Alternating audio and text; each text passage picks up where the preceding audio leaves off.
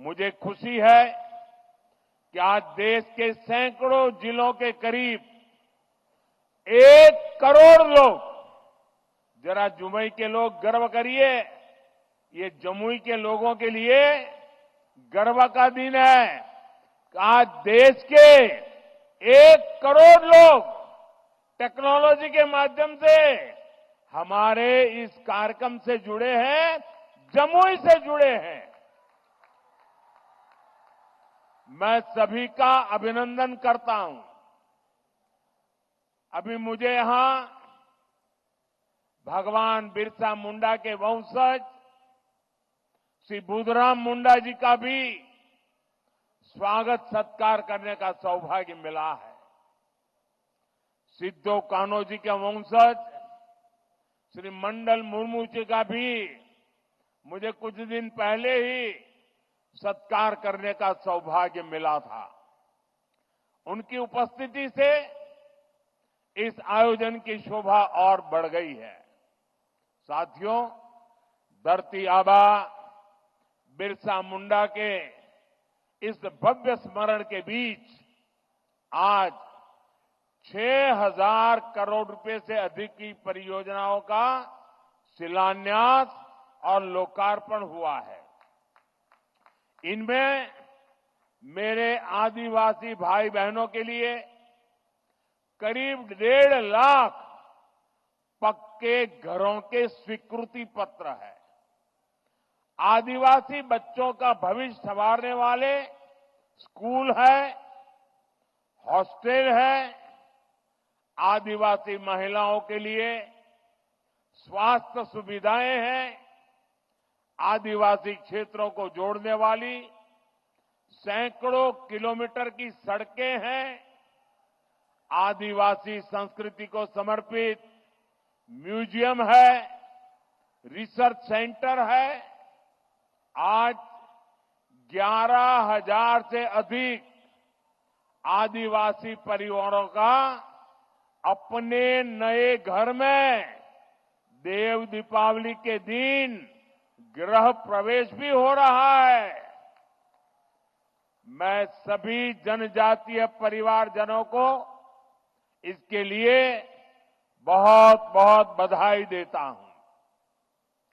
साथियों, आज जब हम जनजातीय गौरव दिवस मना रहे हैं, आज जब हम जनजातीय गौरव वर्ष की शुरुआत कर रहे हैं, तब ये समझना भी बहुत जरूरी है कि इस आयोजन की आवश्यकता क्यों हुई।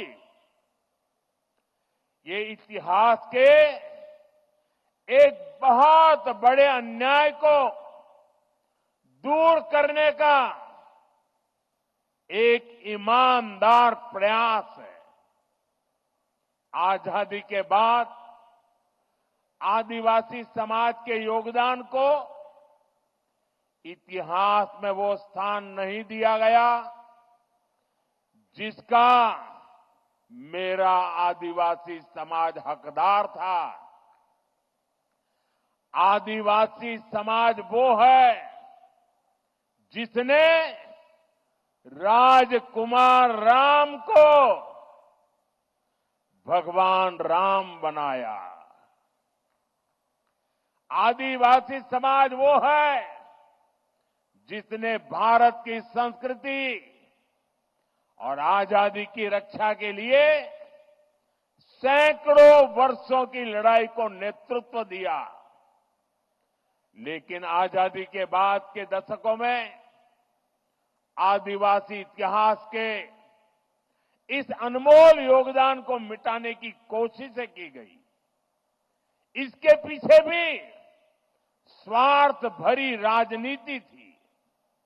राजनीति ये कि भारत की आजादी के लिए सिर्फ एक ही दल को श्रेय दिया जाए, लेकिन अगर एक ही दल, एक ही परिवार ने आजादी दिलाई तो भगवान बिरसा मुंडा का उल गुलान आंदोलन क्यों हुआ था? संथाल क्रांति क्या थी? कोल क्रांति क्या थी? क्या हम महाराणा प्रताप के साथी उन रणबांकुरे भीलों को भूल सकते हैं क्या?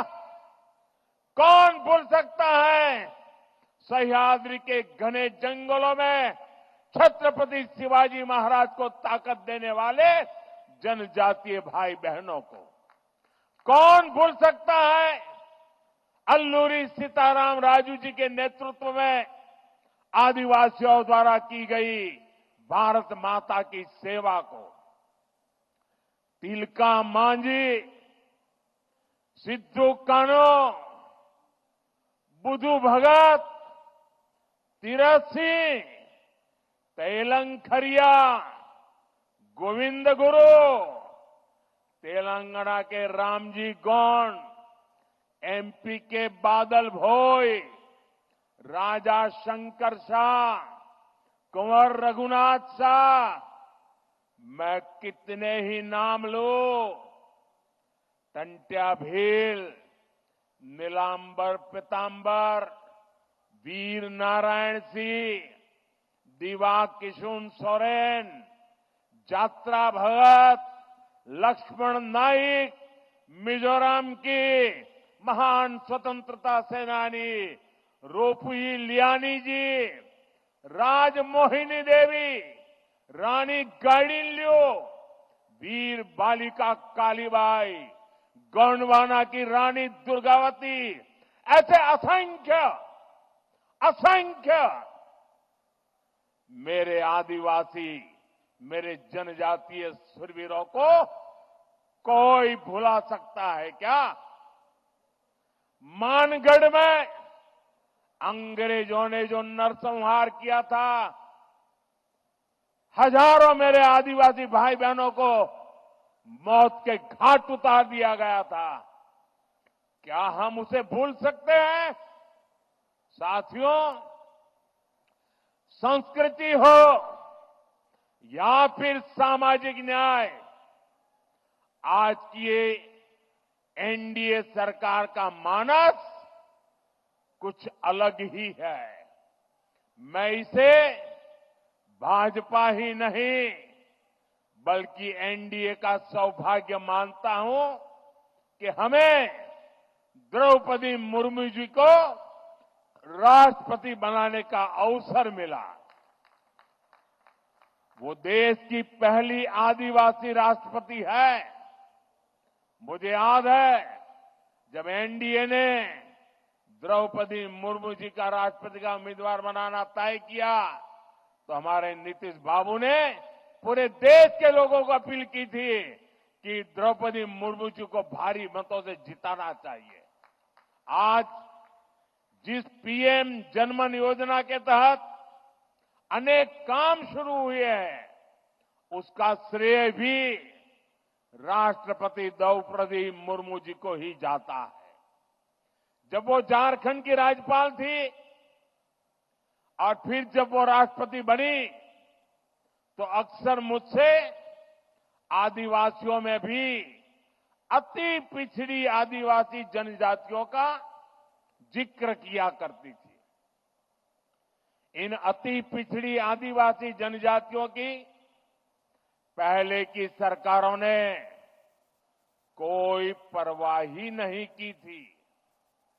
इनके जीवन से मुश्किलें कम करने के लिए ही 24,000 करोड़ रुपए की पीएम जनमन योजना शुरू की गई।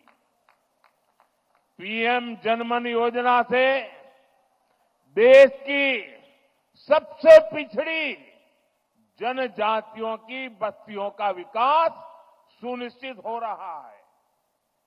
आज इस योजना को 1 साल पूरा हो रहा है। इस दौरान हमने अति पिछड़ी जनजातियों को हजारों पक्के घर दिए हैं। पिछड़ी जनजातियों की बस्तियों को जोड़ने के लिए सैकड़ों किलोमीटर की सड़कों पर काम शुरू हो चुका है। जदि आपंक आम भिडी भल लगा तेब आम चैनल को लाइक शेयर और सब्सक्राइब करने को जमा भी भूलु नहीं।